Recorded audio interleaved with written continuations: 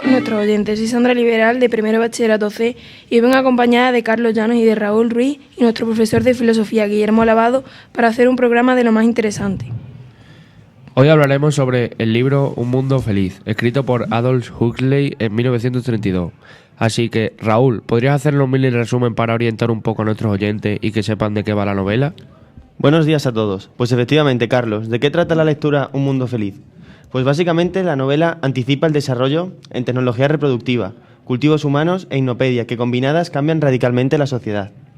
El mundo aquí descrito podría ser una utopía, aunque irónica y ambigua. La humanidad es desenfadada, saludable y avanza tecnológicamente. Se podría decir que dejan de lado lo que es el espíritu humano. Bueno, se podría ver así, ya que como se menciona en el libro, se ha eliminado el riesgo, la pasión, etc. Es más, a los ciudadanos se les obliga a tomar un sucedáneo de pasión violenta, ya que el cuerpo no puede subsistir sin un poco de adrenalina. Bueno, nos estamos yendo por las ramas un poco, así que vamos a pasar con las preguntas. A ver, Carlos, el sistema educativo de Un mundo feliz, ¿cómo es? ¿Cómo funciona? ¿En qué consiste? Pues el sistema educativo está en un centro en Londres y por la noche le ponen una música que es lo que ellos tienen que pensar para así hacerlo de mayor y los educan según ellos quieren. Hay diferentes tipos de personas y de mayor a menor rango. Y a ver, Sandra, ¿por qué según Mustafa Mon, el interventor, se han de prohibir los libros de poesía clásica, filósofos, etcétera? Dice que la sociedad no la necesita, que la gente está feliz y que lo que entendería, nadie entendería las cosas viejas. Cuando Helmut dice que siempre ha querido escribir Otelo, Mustafa le dice que no lo hará, porque la tragedia conduce a la inestabilidad social. Al mismo tiempo, crear obras de arte no es posible sin incluir elementos trágicos. El desafío es escribir obras inspiradas en nada para que no inspire a la gente en nada. Y Carlos, ¿por qué el salvaje rechaza en numerosas ocasiones a Lenina? El salvaje la rechaza porque no le gusta, ya debido a sus religiones y a lo que ella hace. A ver, para Sandra, ¿en qué consiste el método de Bokanovsky? Programa por el cual se consigue un gran número de individuos iguales desde un mismo óvulo. Y también se pueden hacer las manipulaciones genéticas que desees. A ver, Raúl, ¿cómo se condicionan para que realicen un determinado trabajo o cómo se deben comportar? Pues como tú has dicho antes, por ejemplo, cuando son pequeños, bueno, ya desde un principio se les inyecta en el líquido cuando son bebés, se les inyectan pues a lo mejor alcohol para que sean más pequeños, o se les aplica calor o se les mueve. Y también cuando son pequeños y aún, pues yo qué sé, pequeños de entre, pues cuando nacen a los 5 o 6 años más o menos, se les pone sesiones de hipnopedia mientras duermen para que sepan lo que tienen que pensar, cómo tienen que actuar, qué trabajos van a realizar.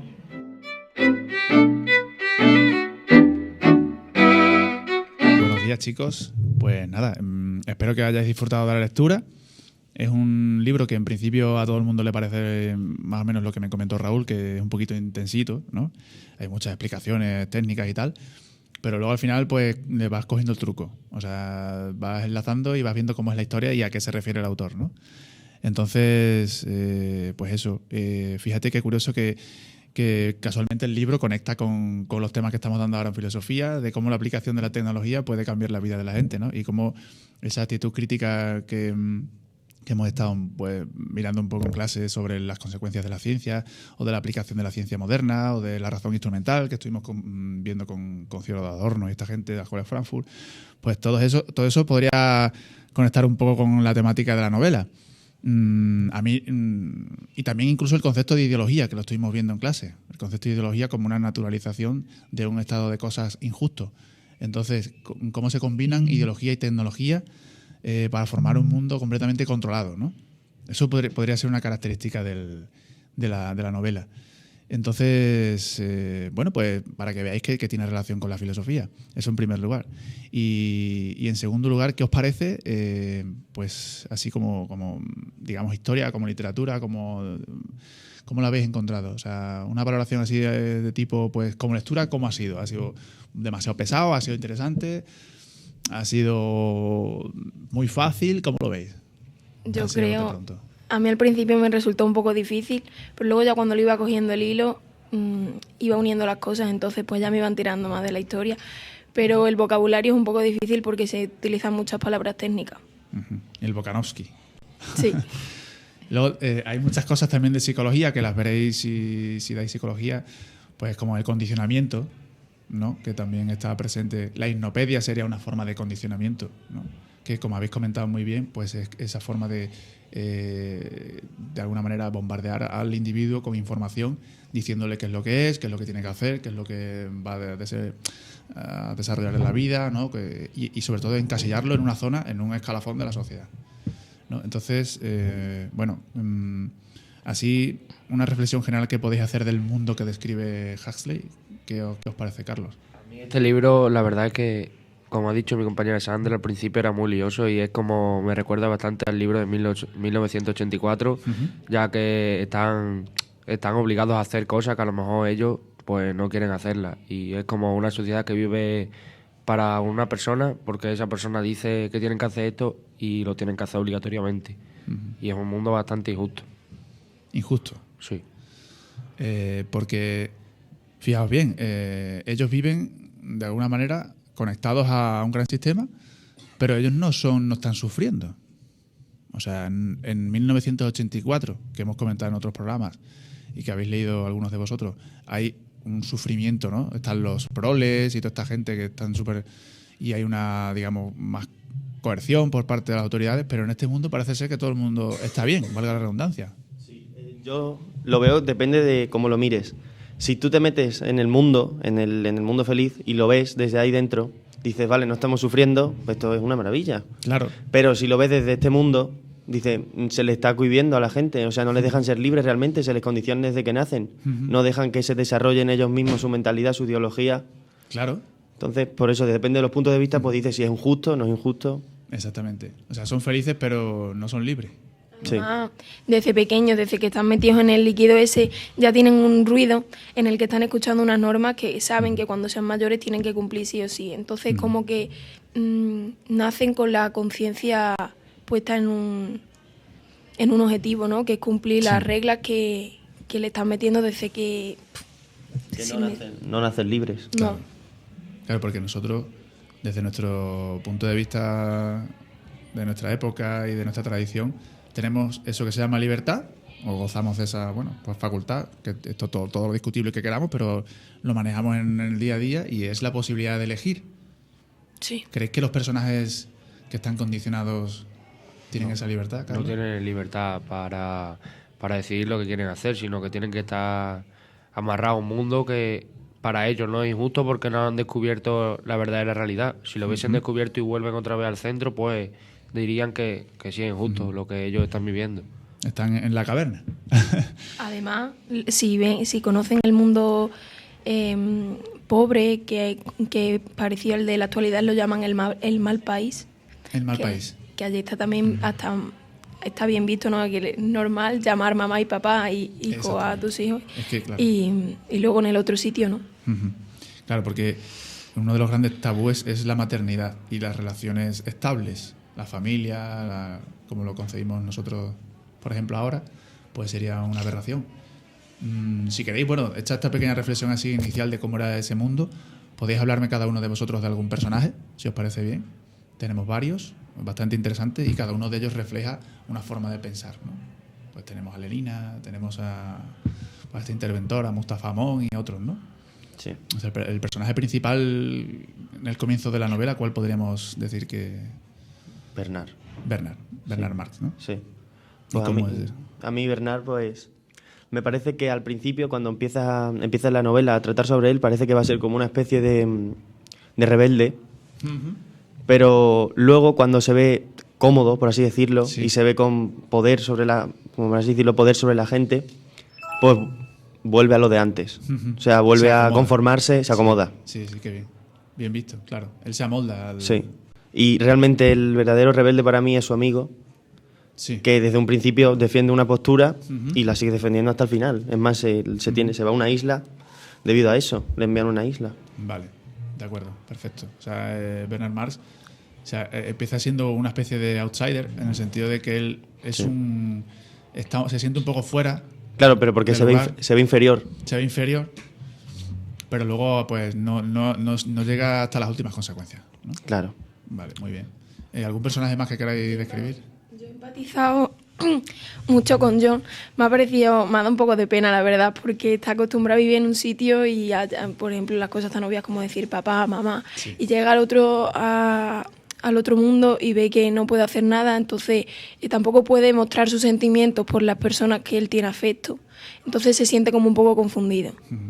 John es un romántico, ¿no? Porque él Sí. llega de la tribu, que ha leído a Shakespeare y todo el tío, o sea que es un máquina, porque había un libro por ahí perdido de su madre, y él es un defensor a ultranza, es un poco Quijote, ¿no? Es un idealista y defiende a ultranza los valores que él ha aprendido Claro. en esas lecturas. Y cuando ve el mundo feliz, entre comillas, pues se vuelve loquísimo, ¿no?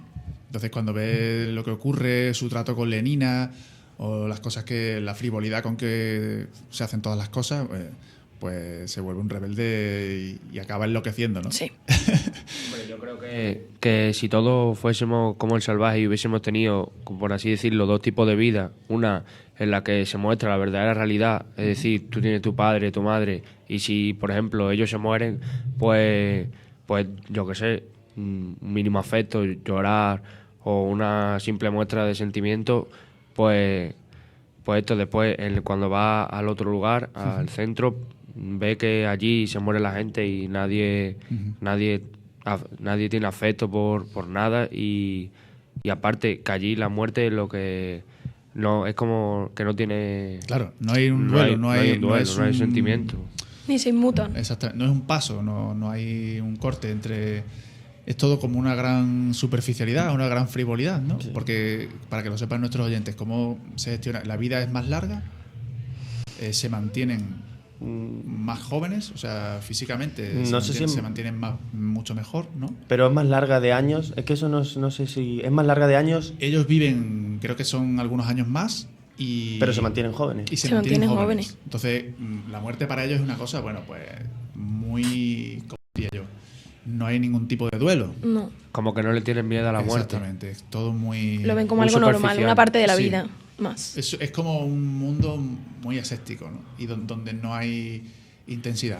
No. Es todo un dejarse llevar y Sí. mucho soma. El soma, ya lo hemos dicho, si no me equivoco, es La droga. No, la la droga. droga. Bueno, pues es una droga que a la que ellos recurren Sí. constantemente para cualquier sentimiento que no les gusta, pues catapum, una dosis. Y Que no son ya capaces de está mostrarlo. perfecto.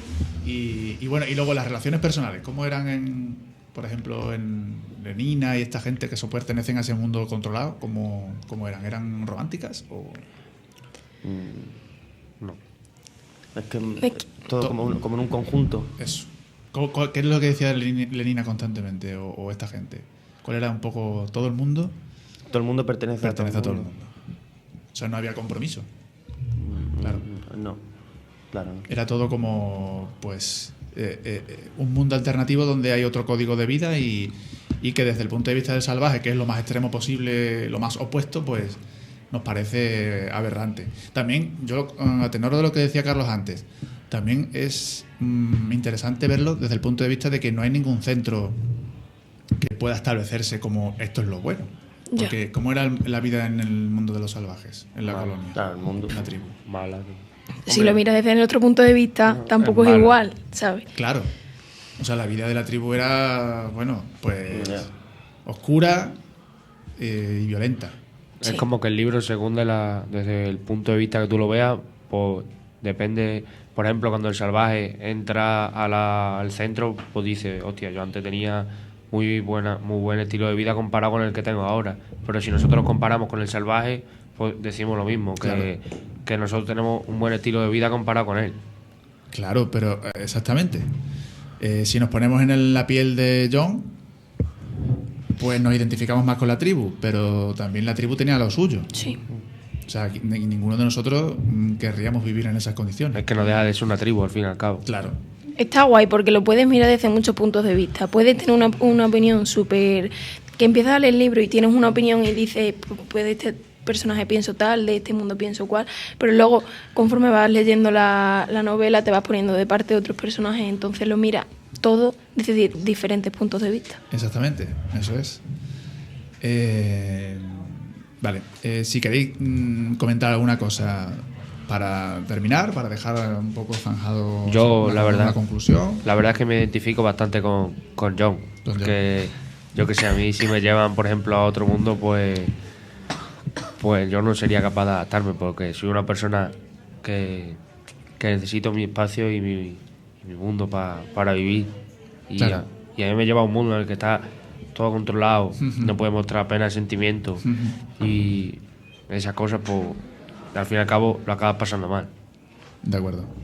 Yo personalmente no sé qué haría. A mí me tienta un poco el mundo feliz. Pero al final te aburriría. Supongo que es que Bueno, acabarías... Si naces en el mundo feliz realmente no te aburriría. Claro, es que el ese es el tema es si problema. vas de fuera. Ese es el problema. Se parece al mito de la caverna. Que cuando los presos de la caverna ascendían, ¿no? Y cuando veían la luz era cuando se daban cuenta de lo que ocurría en la caverna, de aquella representación de sombras, ¿no? Entonces, está bien el libro como plantea estos dos puntos de vista tan extremos, uno de otro, pues nosotros que estamos un poco en el medio, podemos ver hacia dónde van los tiros, ¿no? Hacia dónde pueden Son ir como dos mundos totalmente extremistas. Exacto. En plan, no hay un punto medio, sino es un extremo u otro, de pasar a la buena vida para uno, pasar a la mala vida para otro, y de pasar de la mala vida, pues pasar a la buena. Claro, dependiendo del punto de vista que tengamos, claro. Claro. Vale, ¿qué le diríais a las personas que no han leído el libro? O sea, ¿se lo recomendaríais? Pues es un libro bastante interesante, aunque en principio sea un poco lioso, sobre todo el vocabulario que utiliza, pues no es el más adecuado, porque aunque sea para nosotros, porque no entiende muchas cosas o te tienes que volver a leer algunas cosas para poder entenderlas, pero después es un libro bastante entretenido. Es para sentarte, tener la mente despejada y decir, me voy a poner a leer el libro, pero luego está guay, te engancha. Raúl. Sí, no, lo mismo. Pues que al principio te aburre, después ya le vas cogiendo el gusto, y pues cuando lo acabas, al menos a mí lo que me ha pasado cuando lo he acabado es que me he sentido bien conmigo mismo, porque digo, hostia, me he leído un libro. No, me he leído un libro así Bueno, intenso. ¿tiene cuántas páginas? ¿Unas 300? 300. 300 más o menos. Se lee bien, quiero decir. Sí, pero las 100 primeras, 100, sí, 120, a mí me ha costado, y tantas palabras. Es que yo lo asocio un montón con 1984, porque es que pasa lo mismo. Las 100 primeras es un coñazo el libro, porque las cosas como Claro, son. pero tienes que tener en cuenta que las cosas... Hombre, todo tiene su origen, Que en 300 páginas... Claro, cuando vemos una película, nosotros que estamos ya cada vez más acostumbrados a estímulos de 20 segundos, 30 segundos o un minuto, y nos cuesta trabajo enfrentarnos pues a un libro, a una película larga. Nosotros cuando hemos visto, si habéis visto El Señor de los Anillos o una cosa parecida, pues son películas de 3 horas, pues tienes que esperar, en fin, descubrir poco a poco lo que va ocurriendo, y pues eso. Con el libro pasa igual, ¿no? Los libros son historias largas, con más nivel de detalle, que exigen más concentración. Entonces sí, bueno, pues tendrá sus defectos, pero creo que es una lectura Sí, está bastante buena. que abre la mente y que te ayuda a tener una forma de contrastar tu realidad, tu mundo, con lo que está ocurriendo en la novela, ¿no? Y que hay cuestiones interesantes. Bueno, pues nada, gracias por haber venido a la radio con nosotros. Intentaremos que se animen más compañeros. Yo estoy muy contento de que hayáis leído el libro y nada, seguimos comentando temas de estos en clase. Si queréis despediros, pues es el momento. Muchas gracias. Hasta la próxima. Sí. Adiós. Chao.